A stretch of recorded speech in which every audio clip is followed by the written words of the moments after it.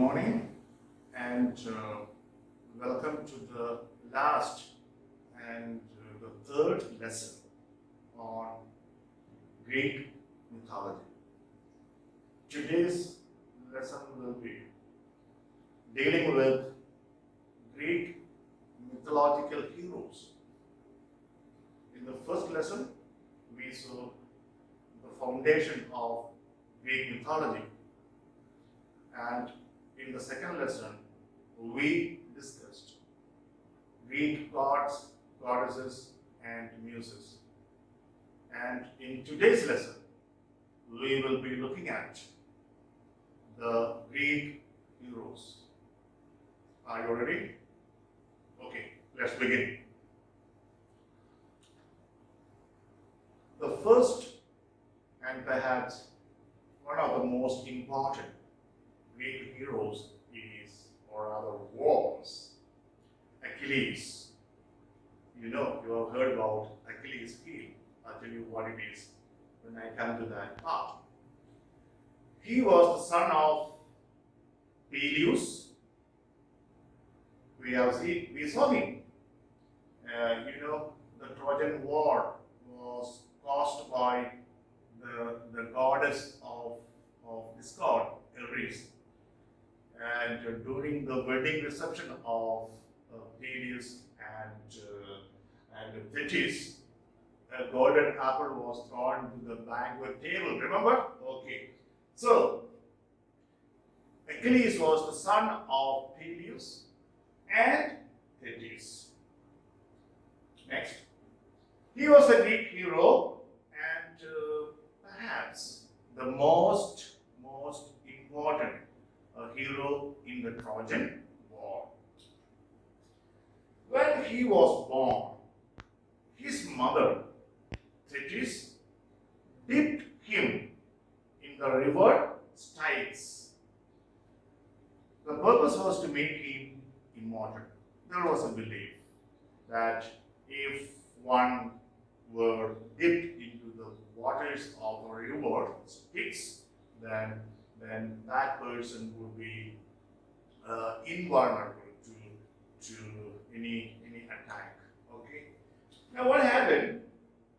Thetis held him by his heels and dipped. And the part that she held, the part of the heels, was not dipped into the water. And hence, that part became vulnerable to attack. That's how we have that famous English phrase, Achilles' heel.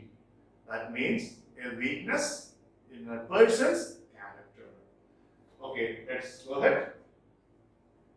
He was the Greeks' most or finest warrior for 10 years. You know, the Trojan War went on for 10 years. During the Trojan War, he achieved great fame by killing Hector outside the city gates of Troy. But in the end, Ares killed him. How? An arrow guided by god Apollo struck Achilles on his heel, which was vulnerable to attack, and then he died, though undefeated. Okay. The next hero we are going to look at is Hercules. Now, Hercules was the son of Zeus and Alcmene. Zeus and Alcmene. Now, let me tell you the story. Alcmene was in fact the wife of Amphitryon, the king of Tyres. But Zeus was really infatuated with Alcmene. So what did this god do? He disguised as, after all, he was a god, disguised as Amphitryon, the husband of Alcmene, and he lay with her. And out of this union was born Hercules. Okay. He was very brave, very powerful, and perhaps the most loved of all Greek heroes. You may have heard, some of you, Hercules had to perform 12 labors. And if you are intrigued and if you want to know what those labors were, you can go to Google and just type the 12 labors of Hercules. We have no space and time here. If I go on narrating all these, then it will take not fewer than 100 lessons. We don't require. I have given you, or I am giving you the foundation, the major points, and you can go on reading and acquiring more and more familiarity with all these. Now, he had to perform 12 labors. Why? Remember, Hera was the wife of Zeus. And if the husband goes about, sowing his seeds everywhere, sowing his oats everywhere, then no wife would like that. So Hera became very, very jealous of Alcmene and the son born of Zeus's union with her, and that was Hercules. So she, being the goddess, made him mad, and on one occasion, out of his madness, he killed his own children, and then as a punishment, he was given 12 labors. More about that you can read on your own. Okay. Next one is Hector. Hector, was a great warrior on the side of the Trojans. Now, he was the son of the king of Priam, and the queen Hecuba, and he was the brother of Paris. Okay, and it was he who led the defense of Troy during the Trojan War. He was the greatest among the Trojans, and eventually he was killed by Achilles. He was killed by Achilles in the war. Next one is Jason. You might have heard about Jason and Medea. Jason and Medea. Now, Jason was known for capturing the gold-haired winged ram, goat ram. Okay, with the help of Medea. Now, this ram was the son of Poseidon and Theophany, a nymph. Now, who are nymphs? Nymphs were nature spirits, the spirits of nature, and they were maidens. They appeared very beautiful, and they helped people around them. So, these and the nymphs are often shown as lovers of gods and the heroes. Okay. They were not immortal, but they lived longer. Why this term nymphs is very important is that you find reference to allusions to nymphs in various texts. Next one, Odysseus. Odysseus in English we call, say, Ulysses. Okay. He was the king of Ithaca, and his faithful wife was Penelope, not Penelope. Penelope was his wife, and if you remember, their son was Telemachus.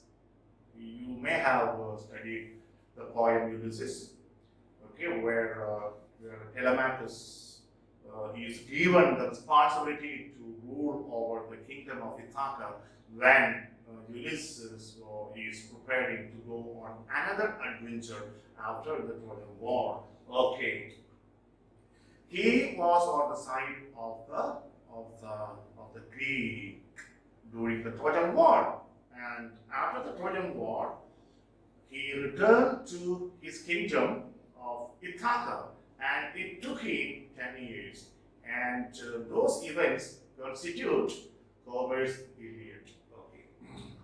Sorry, not Homer's Iliad, Homer's Odyssey, not Iliad. Iliad constitutes the events of the Trojan War, the last year's events. But Odyssey constitutes the events of Ulysses' return to his kingdom Ithaca. Okay, he journeyed around 20 years, encountering a lot of dragons and monsters and other obstacles on the way. Okay. Next one is our sixth character is Perseus. Perseus, the most famous of his feats was slaying the Gorgon Medusa, a monster. Gorgons were a race of monsters, and among them, Medusa was quite famous. And Perseus killed this monster, and he is known for killing Medusa. Remember that? Medusa was the most famous of the monster figures, known as Gorgons. She was represented with kind of two wings and her hair consisting of lots of snakes. Just imagine a woman with a hair full of snakes. A very weird monster-like creature. Next one, number 7, Prometheus. Prometheus, as you know, was one of the second generation of Titans. Okay, and his brothers were Atlantis and another guy, Epimetheus. Okay, he was a master craftsman, an architect. Okay, his name itself indicates forethinker. He was very intelligent. He could foresee the future. That was the reason during the war between the Titans and the Olympians, he changed side and joined the side of the Olympians. Perhaps he knew that the Titans were doomed in the war. Okay. He was credited with creating mankind, creating the first man. Okay. Now, Prometheus created the first man from the clay. And the animals were also created by his brother, Epimetheus. Now, all the gifts were given to the animals, and when Prometheus came to man, he found that there was no difference between the animals and man. He had nothing to give. So, what did he do? He stole the divine fire from the gods and gave it to mankind.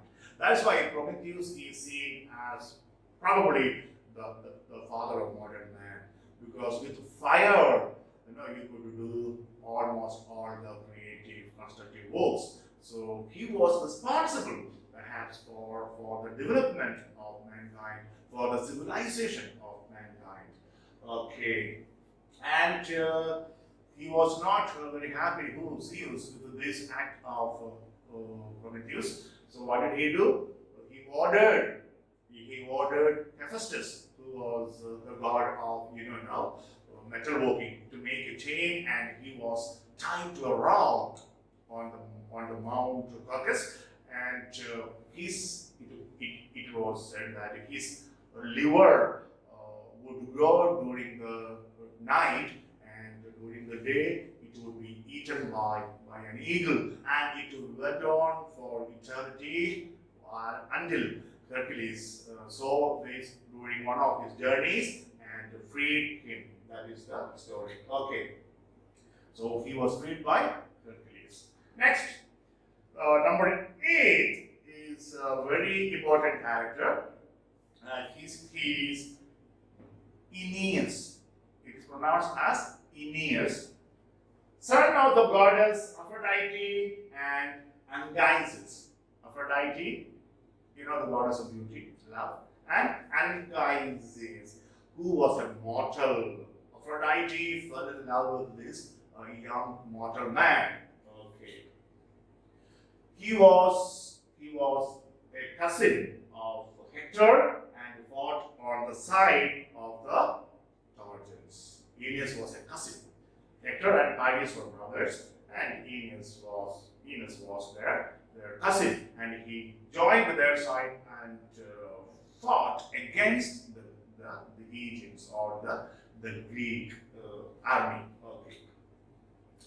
Now, because he was a favorite of these gods and goddesses like Aphrodite, Apollo, and Poseidon, he managed to survive the Trojan War when most of them perished in the war. Okay. When the war ended, what happened? He and a few of his faithful followers started on a journey, and finally they ended up in Italy. And it is believed that his descendants built the modern Rome. Okay. Next is in our among the heroes is Orpheus. Orpheus, a very important name. He was an excellent musician. Now it is that whenever he played his lyre or his flute, what happened? Even the animals and the plants and the rivers all would listen to him very attentively. And when his wife, her name was Eurydice died. Now, whenever one died, that person was taken down to the Hades, the underworld. So Orpheus went down to the underworld and he played the music, and Hades was so impressed and allowed him to take his wife back to the world. But on one condition. What was the condition? That he should not turn back and look at his wife until they left the underworld. But you know, Orpheus was really tempted, to look at and maybe admire his wife, whom he missed for a long time, and he, at a weak moment, turned back, looked at her, and then Eurydice vanished forever. Okay, that is the story connected with Orpheus. Next one is Theseus. Theseus was the son of either Aegeus, king of Athens, or the sea god Poseidon. These gods had their own out of marriage affairs in Greek mythology. Don't get stunned. Okay. He was known for his triumph over numerous monsters, and I will talk about one of them. That is Minotaur. Minotaur, which lived in a labyrinth, a maze on the island of Crete. I think I may have to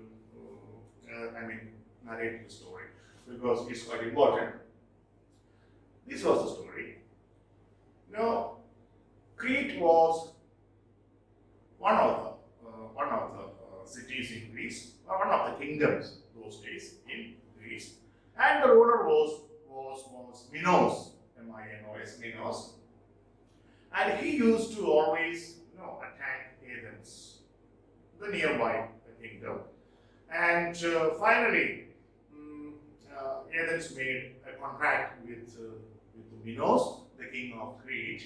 What was the contract? That every year Athens would send 7 young girls and 7 young boys to Crete to be eaten by that monster, half man, half animal monster, Minotaur. Minotaur would eat them alive. At this time, when the first batch of girls and boys, 14 of them, were about to be sent, young prince Theseus told his father king, that he would also join these young boys and girls. His father persuaded him not to go, rather dissuaded him from going, but he was courageous and he wanted to go. Okay. Now, when they landed there, they were received by the king, Minos, and his daughter. His daughter's name is Ariadne. Okay, Ariadne. That is the pronunciation. Ariadne. Ariadne, the daughter of Minos, and Minos received them. And I think at first sight, Ariadne had a kind of infatuation with Theseus. Anyway, then Ariadne wrote a letter to Theseus in the night and sent to him. And in the letter, she promised to help. He promised to help Theseus to kill the Minotaur, which was kept in a labyrinth. And this labyrinth means a maze. Once you enter the labyrinth and you move or walk further, you will never be able to come back to the entrance. It was such a complicated maze. And it was made or built by Daedalus. We will talk more about him when we come to it. So Daedalus constructed this labyrinth. And when Daedalus constructed this labyrinth, he handed over a ball of thread to Ariadne. And that thread only would help anyone to enter the labyrinth and to kill the Minotaur and return safely. What was her condition? She would help Theseus only if she were taken away from the island of Crete with him. With whom? With Theseus. Okay. Now, Theseus agreed, and next morning, Ariadne gave him a sword and a ball of thread. And he entered, and he told the remaining 13 young boys and girls there, okay, 6 boys and 7 girls, young girls, they were asked to remain at the entrance of the gate, not outside, inside. They closed the gate, and this rope, this thread was tied to the entrance, and the 13 youngsters were asked to hold on tightly. And holding this thread, you walked into the labyrinth. You know, it's a maze, and he walked a long time. Finally, when he found Minotaur, this creature was sleeping, and it was easy for him to strike him with his sword, even by Ariadne. And Minotaur was killed. This is the story. Now, if you want more about how this Minotaur came about, you can probably go to Google and find out the story of Minotaur, how Minotaur was born. Okay, this is the greatest adventure, or this was the greatest adventure of Theseus. And in later life, he became the king of Athens and a very famous warrior. Okay. Daedalus. Daedalus means ingenious, a very, very, very clever guy. That is a story about Daedalus. Now, what is he famous for? Daedalus, though born in Athens, lived most of his life in Crete, where he was known for his skills in sculpture, as an artist, as an inventor. Okay. He is perhaps best known for building the labyrinth for Minotaur. So the king of Crete, when, in fact, let me tell you in few words, who was Minotaur? Okay, the story of Minotaur is like this. Minos had an uncle who was ruling Crete, and then this guy who Minos wanted to become the king of Crete. So he prayed to Poseidon, and Poseidon promised to help him. And his uncle died, and then Poseidon sent a white bull to Minos, and this white bull was supposed to be sacrificed to honor Poseidon when Minos became the king. But Minos didn't do that because he was so infatuated with this beautiful white bull. So he didn't sacrifice. He sacrificed another bull. Poseidon knew it, but he didn't take any direct revenge. What did he do? He made Minos' wife Pasiphae, Pasiphae. Minos' wife Pasiphae to fall in love with this white bull. Oh my God. And then Pasiphae asked Daedalus to make, a wooden cow with the inside completely hollow. And she would get inside this cow. And then the bull would come and mate. That is the story. Anyway, out of this union was born Minotaur. His head was that of a bull, and his body was that of a man. And initially, he was amenable, controllable. But later on, he became very aggressive, started attacking people in the palace and around. Then Minos called Daedalus and asked him to build a labyrinth below his palace. That's how Daedalus constructed this labyrinth for his own son Minotaur, a weird creature, half animal, half man. Okay, have you got that story? Okay. Next one.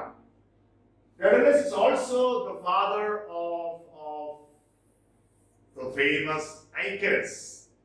Okay, when I come to Icarus, I'll tell you the story. Icarus is already there. Icarus was the son of the inventor Daedalus. He perished by flying too close to the sun. This question was asked once. Now, which of the following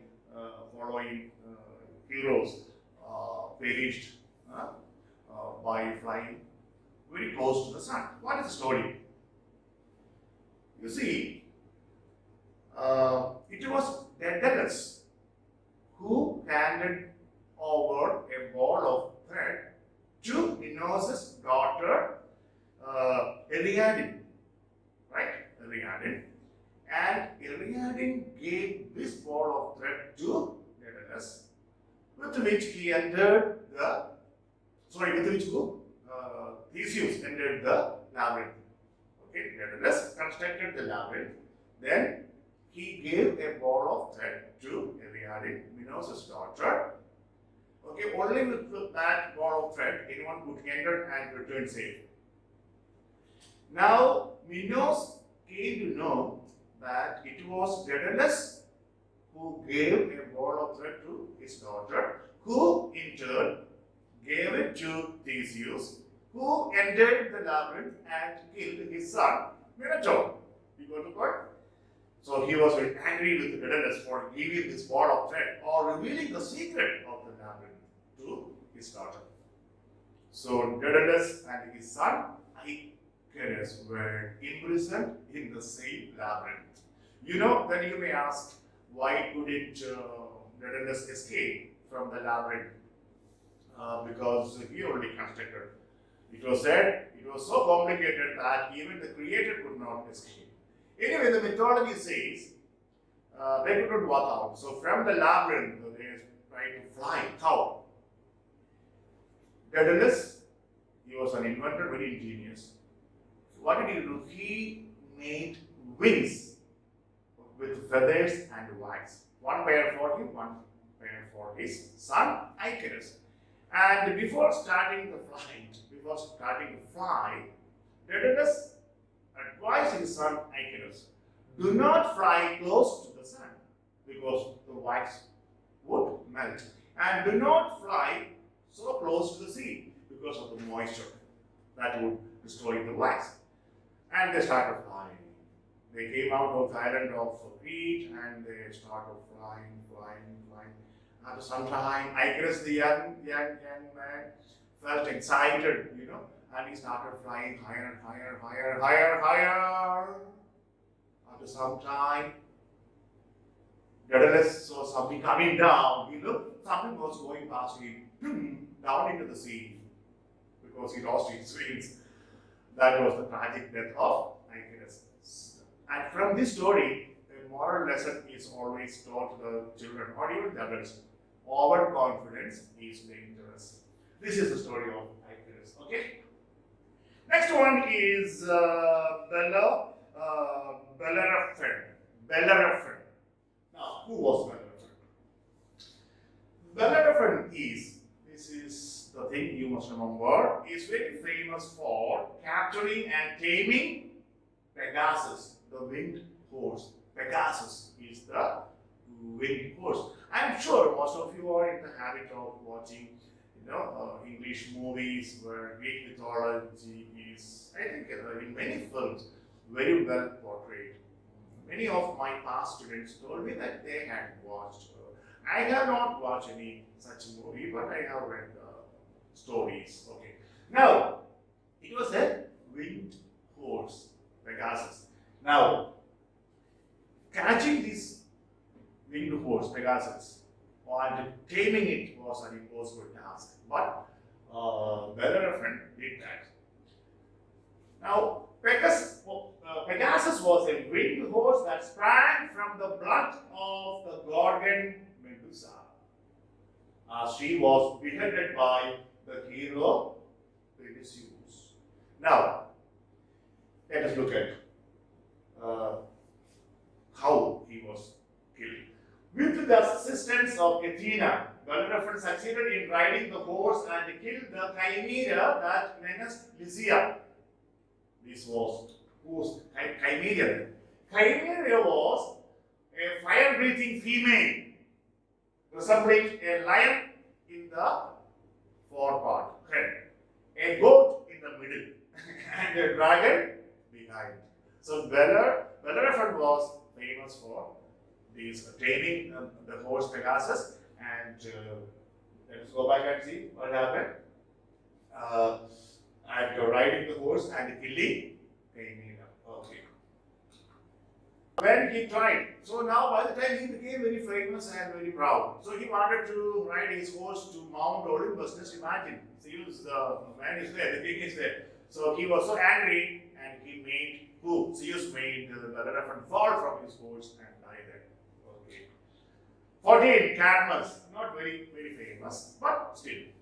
He is known as the founder and the first king of Thebes, a powerful town in the ancient times close to Athens. Okay. And Atlanta, the last one probably in our list of two more. Atlanta, she grew up very wild, very free, and was able to hunt very well. She is famous. She is very famous for killing the Caledonian boar. What's that Caledonian boar? Okay, let us just look at it. Now, Caledonia was ruled by a king, Ennius. And he was supposed to make a lot of sacrifices to various gods every year.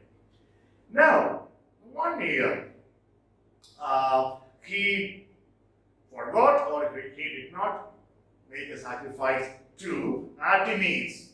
Okay, Artemis, who was very angry. So, what did Artemis do? Artemis sent a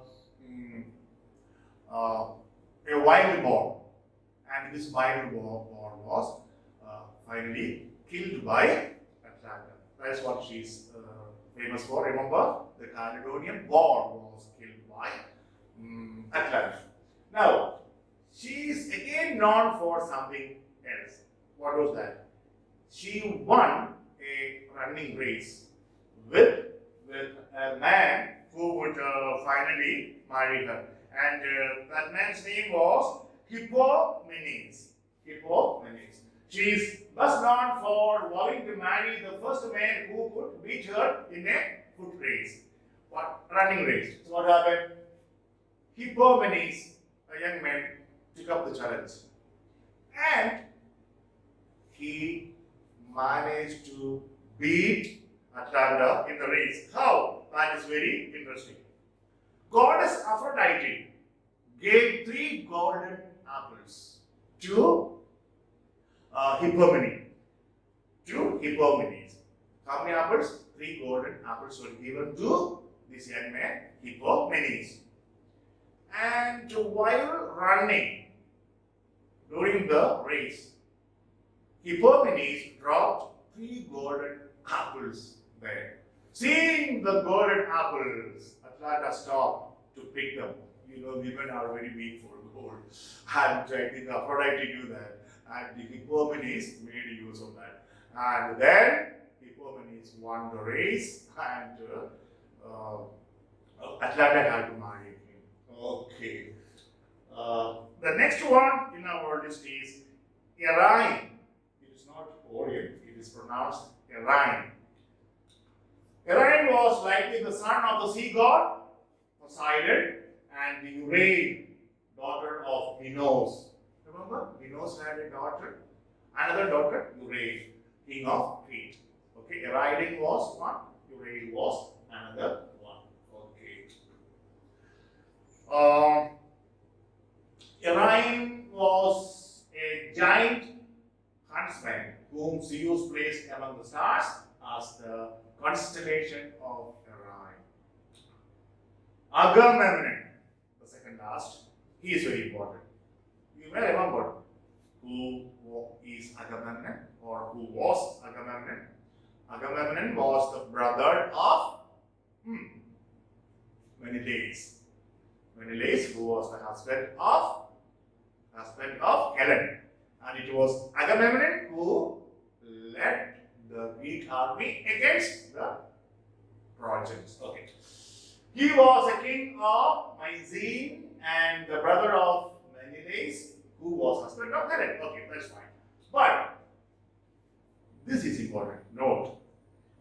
Later on, we will look at some important tragic plays from Greece and Rome. Then you will come across Agamemnon again. So, Agamemnon's wife was Clytemnestra. Clytemnestra. They had 4 children. Agamemnon and Clytemnestra had together 4 children.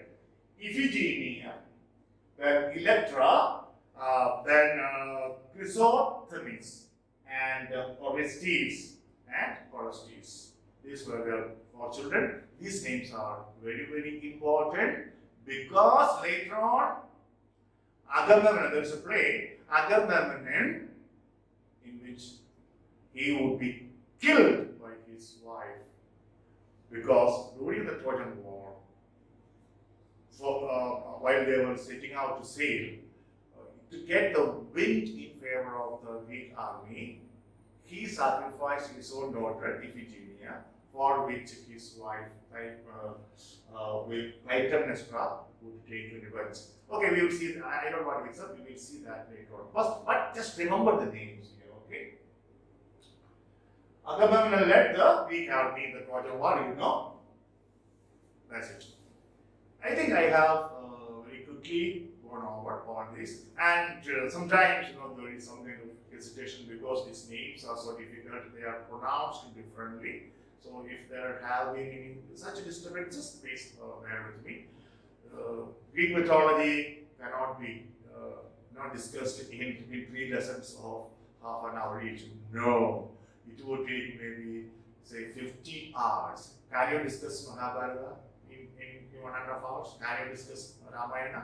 But here what I have done is I have given you the foundation of Greek mythology. I have discussed the important gods and goddesses and the muses, and I have given you a picture of the most important heroes and heroines. Now, if you are curious, if you are intrigued by this, you can read further to accumulate more knowledge. But please do not spend a lot of time memorizing these names and by hearting these incidents and events. Just be aware, that's all. You may not get lots of questions. Sometimes you may not get even a single question. Sometimes you may get a couple or one. But 1 mark can make a change. Your rank may go down and down just because you lost 1 mark. Okay, so let's not leave anything uncovered. Let's look at everything in a very general manner. And wherever questions are important from the examination point of view, I will tell you. Okay then, I hope you have enjoyed Greek mythology, and my next lesson will be dealing with ancient Greek and Roman writers, the most famous ones and their most famous works. When we look at those, you will realize how important is Greek mythology and how important is our familiarity with some of these Greek gods, goddesses, and heroes. Okay then,